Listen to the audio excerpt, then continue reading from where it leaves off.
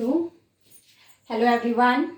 So let's start question 5 of exercise 6.5. Okay, this question says that a tree is broken. This is a rough tree. Okay, my drawing is not so fair. A tree is broken at a height of 5 centimeter from the ground and its top touches the ground at a distance of 12 meter from the base of the tree. आपको समझ आ रहा है question क्या कह रहा है कि ये कोई ट्री है, जैसे इसकी जितनी भी हाइट है, मान लिया ये इसका टॉप है और ये इसकी ग्राउंड से ये वाली इसकी हाइट है, इतना लंबा है, तो ये क्या कह रहा है कि इट इज ब्रोकन, ये टूट जाता है और कितनी हाइट से 5 सेंटीमीटर फ्रॉम द ग्राउंड, मतलब ग्राउंड से मान लिया यहाँ तक 5 सेंटीमीटर बनता है, ये जो डिस्टेंस है ये 5 सेंटीमीटर है, तो यहाँ से ये टूट गया। अब टूटेगा तो कैसे झुकेगा, जैसे मान लिया ऐसे है, यहाँ से टूट गया तो कैसे होगा, यूं गिर जाएगा, है ना, क्योंकि यहाँ से टूट गया, ऊपर वाला हिस्सा इधर गिरेगा और यहाँ टच करेगा जमीन से। नाउ इट टॉप, जो इसका टॉप है वो नीचे गिरेगा तो वो जमीन से टच करेगा, और कितने 12 metre from the base tree का 12 metre from the base of the tree, ये 5 सेंटीमीटर और ये आपकी 12 सेंटीमीटर, क्योंकि इसने कहा है जो ट्री का जो टॉप है वो गिरने के बाद टच करता है ग्राउंड को कितने centimetre, 12 centimetre from the base of the tree.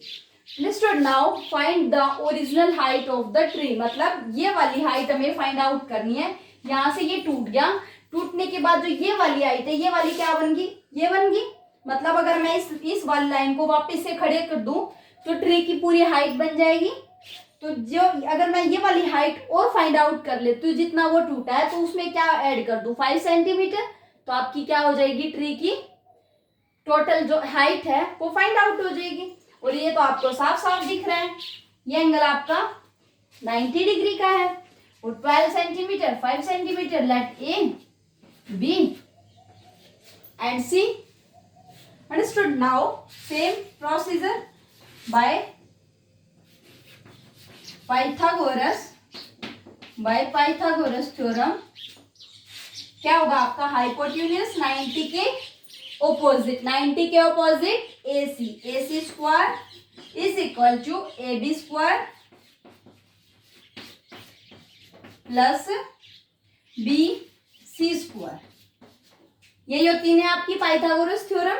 Now AC square हमें फाइंड आउट करनी है, AB स्क्वायर कितनी है, 5 square plus 12 square, 5 square is 25 and 12 square is 144। Now this is AC square, this is 169। Now 169 आपका बताओ किस number का square है, 169 is equal to 13 square. This means AC is equal to 13 centimeter. Now AC is equal to 13 centimeter. So this height is 13 centimeter. अब ये तो वो वाला है जो पेड़ ट्री आपका टूट गया था, वो वाली हाइट है, मतलब ये वाली जो हाइट है जितना टूटा था ये कितनी आई, 13 सेंटीमीटर। टोटल कितनी होगी, original height of the tree is 13 plus 5, तो आप लिखोगे original height of the tree is, now height of the tree, height of the tree is equal to 13 plus 5 is equal to 18 centimeter. This is the height of tree, because 5 centimeter is this and 13 centimeter is after breaking. Okay, so total height आपकी कितनी थी original, जो पहले थी वो 18 centimeter. Now come to our next question. Now sixth question says that angles Q and R of a triangle PQR are 25, means let PQR is a triangle. Suppose this is the triangle and angle Q and R means पहले जो आता है वो पहले होता है और बाद वाला होता है। मतलब क्यू और आर आया तो पहले जो 25 है वो क्यू की वैल्यू है, Q is 25, suppose this is Q 25 and R is 65, Q R, so this is P because triangle is PQR. Now, which of the following is true? In these parts, we state that which of the following is true or false. Now, अब आपको पता है by angle sum property, what says that angle sum property? The sum of all angles of a triangle is 180. So, आपको angle P count करना है, मतलब क्या करेंगे हम, angle P plus angle Q plus angle R, tell me कितना होगा 180। क्यों होगा लिख देंगे हम by angle sum property. Okay, by angle sum property this is 180। Now angle P is unknown, angle Q is 25 and angle R is 65 is equal to 180। हम क्या कर रहे हैं, P की वैल्यू फाइंड आउट कर रही है, तो मैंने वैसे बना दिया, हमें पता नहीं है कि इसकी वैल्यू है कितनी, तो हम फाइंड आउट कर रहे हैं कि एंगल P कितना है। Now angle P plus 5 + 5 10, this is 90 is equal to 180। अब हमें क्या चाहिए, P चाहिए, तो P को हम राइट हैंड साइड रख लेते हैं और 90 को ट्रांसपोज कर देते हैं, 180 minus 90, so angle P is 90 degree. Okay, this is of 90 degree. अब तो हमारे लिए बहुत आसान है ये वाला फाइंड आउट करना, कैसे, bye Pythagoras theorem, bye Pythagoras theorem.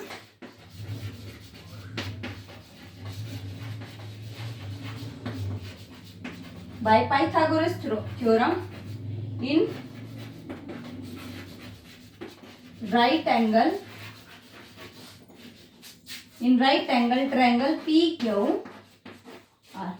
PQR में हम बात कर रहे हैं ना, सो बताइए कौन सा होगा, 90 के सामने क्या होता है बच्चों, हाइपोटेन्यूज। हाइपोटेन्यूज कौन सा होगा, ये होगा QR।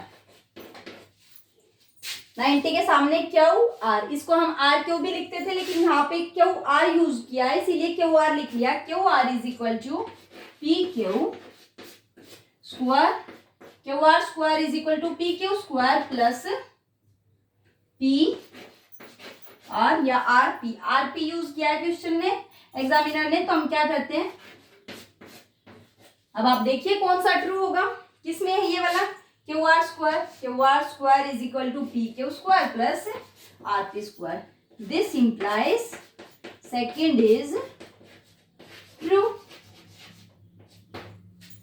ओके, इसने यही पूछा था कि आप पाइथागोरस थ्योरम लगाओ, मतलब आप ये चेकआउट करो कि कौन सा एंगल 90 का होगा और कौन सा उसके ऑपोजिट वाला हाइपोटेन्यूज होगा, यही चेक करना था हमने, चेक कर लिया।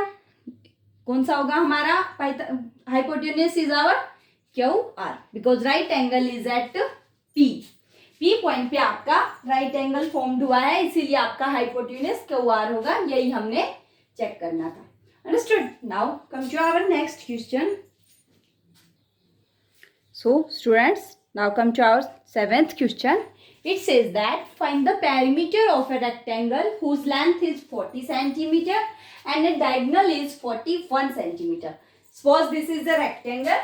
Now naming them, let A, B, C, G. Suppose ABCD is a rectangle and AB is given one length हम कोई भी कर सकते हैं, मान लिया AB गिवन है, आपकी 2 ही लेंथ होती है रेक्टेंगल में, वैसे तो 4 होती हैं लेकिन 2 का पता हो तो बाकी 2 तो इक्वल होती हैं। क्यों, क्योंकि रेक्टेंगल में आपकी ऑपोजिट साइड्स पैरेलल भी होती हैं और इक्वल भी होती हैं, और क्या होता है रेक्टेंगल में, each angle is of 90 degree in a rectangle. Now ये अभी 90, ये भी 90, ये भी 90, सारे एंगल आपके 90 डिग्री के हैं। अब इसने क्या कहा है, 1 लेंथ दिया लेकिन 1 क्या दिया है, डायगोनल, और आपको क्या फाइंड आउट करना है, ये वाली अब आपको पता है एंगल बी क्या होगा, 90 degree. Now we know that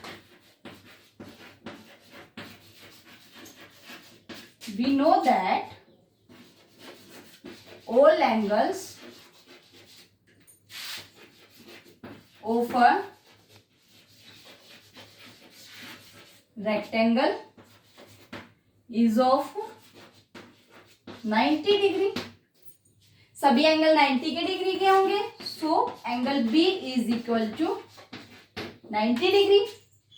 now अब हम क्या करेंगे, पाइथागोरस थ्योरम यूज कर रहे हैं. इस ट्रायंगल में पाइथागोरस थ्योरम यूज कर लेंगे. हाइपोटेन्यूज आपको गिवन है 90 के ऑपोजिट वाला.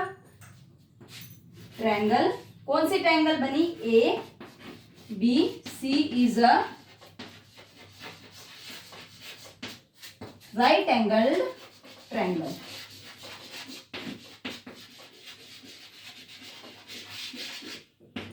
Okay students, right angle triangle है तो हम क्या अप्लाई कर सकते हैं, पाइथागोरस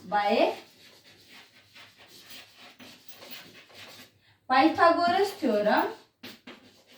क्या होगा, पाइथागोरस थ्योरम क्या कहती है, 90 के सामने वाला हाइपोटेन्यूज. सीधा लिख देते हैं हम, 41 का square is equal to 40 square plus जो साइड बच गई वो क्या है, BC स्क्वायर. नाउ 41 का स्क्वायर कितना होता है, निकालो. कैसे निकाल सकते हो आप, ऐसे भी निकाल सकते हो, 40 प्लस 1 का स्क्वायर करके 40 स्क्वायर 60. और आप क्या, और भी आप कैसे निकाल सकते हो, मैं सीधा लिख देती हूँ. 41 का स्क्वायर क्या होता है, 9. ये कुछ ट्रिक्स होती हैं, आपको भी आ जाएंगी धीरे धीरे. अभी आप इसको सोल्व कर लेना, 41 को 41 से मल्टीप्लाई करके. Okay students, now 15 9 minus 25 minus 9 is 60. So 1681 is equal two plus BC square. अब हमें जो फाइंड आउट करना है, BC फाइंड आउट करनी है, इसको राइट साइड रख लेते हैं और इनको ट्रांसपोज कर देते हैं, which is equal to 81. Now 81, आप बताइए 81 किस नंबर का स्क्वायर है, 9 का square. So BC square is equal to 9 square. BC is equal to 9 centimetre. यही हमें फाइंड आउट करना था कि आपने क्या पूछा था, इसने कि आप जो दूसरी लेंथ है इसके अलावा, नहीं पेरीमीटर पूछा था, सॉरी लेंथ नहीं पूछी, पेरीमीटर पूछा था. अब ये वाली 40 है तो ये वाली भी 40 सेंटीमीटर, और ये वाली आपकी 9 है तो ये भी 9. क्यों, because opposite sides of a rectangle are equal and parallel. अब आपको क्या फाइंड आउट करना है, पेरीमीटर. नाउ अब आप लिख लीजिए, L is equal to 40 centimetre, B is equal to 9 centimetre. Perimeter तो आपको निकालना आता है. कैसे फाइंड आउट करते हैं पेरीमीटर? पेरीमीटर का मतलब है आप एक पॉइंट से चलो और चारों तरफ रेक्टेंगल के चक्कर काट के उसी पॉइंट पे आ जाओ, और कितना डिस्टेंस कवर करते हो आपका पेरीमीटर होता है. 40 प्लस 9 प्लस 40 प्लस 9, सभी को ऐड कर देंगे, लेकिन फॉर्मूला क्या होता है, 2 इंटू एल प्लस बी, क्योंकि दो बार यूज किया है. एल को भी 2 बार यूज किया, बी को भी, इसीलिए हमने पहले ही 2 बार निकाल दिया और एक बार ही ऐड कर लेते हैं, which is equal to 2 into 40 plus 9, which is equal to 2 into 49. So perimeter is equal to कितना होगा, कितना होगा, 2 into 49 is 98 centimetre. So perimeter of rectangle is your 98 centimetre. Understood? Okay students, now come to our next question. Now 8th and last question we are doing it. The diagonals of a rhombus measure 16 centimeter and 30 centimeter. अब आपको क्या पता होना चाहिए, इसकी properties पता होनी चाहिए रोम्बस की. रोम्बस की प्रॉपर्टीज क्या होती हैं बच्चों, इसकी सभी साइड्स इक्वल होती हैं. All sides of a rhombus are equal and the diagonals are perpendicularly bisect each other. मतलब जब हम रोम्बस बनाते हैं तो जब इसके ये डायगोनल होते हैं, ये आपके एक दूसरे को, मान लिया ये आपका 16 का है, तो ये क्या करेगा, इस दूसरे वाले डायगोनल को बाइसेक्ट, मतलब दो इक्वल पार्ट्स में डिवाइड कर देगा. अब आपका 16 सेंटीमीटर का जो डायगोनल है, इस पॉइंट से उसने क्या किया, इसको डिवाइड किया इक्वल पार्ट्स में, मतलब आधा आधा कितना हुआ, 8 centimetre is this and 8 centimetre is of this. अब सिर्फ इस वाले डायगोनल ने तो इसको आधा आधा किया, लेकिन ये वाला जो डायगोनल है इसको भी तो ये वाला आधा कर रहा है. तो 30 है, 30 सेंटीमीटर, इसको कितना बना देगा, 15 और 15.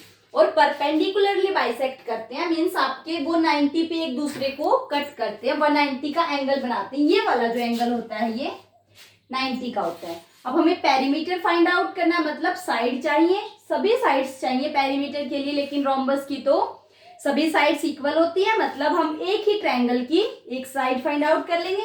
Suppose this is A B C D and this point is O. हम ये वाली ट्रायंगल कंसीडर कर लेते हैं, इसकी ये वाली साइड भी गिवन है, ये वाली भी, सिर्फ हमें क्या चाहिए, ए बी चाहिए. वो हम किससे फाइंड आउट कर लेंगे, किससे फाइंड आउट कर लेंगे, पाइथागोरस की हेल्प से. एंगल पाइथागोरस कब लगती है, जब आपका राइट एंगल ट्रायंगल बन रहा हो.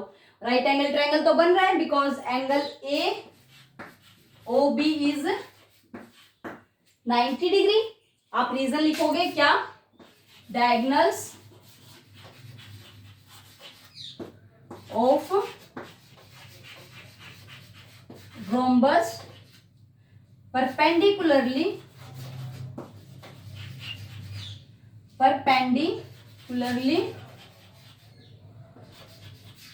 bisect, perpendicularly 90 का बाइसेक्ट, दो इक्वल पार्ट्स में bisect each other. Perpendicularly bisect कर रही, इसीलिए एंगल आपका 90 का. So bye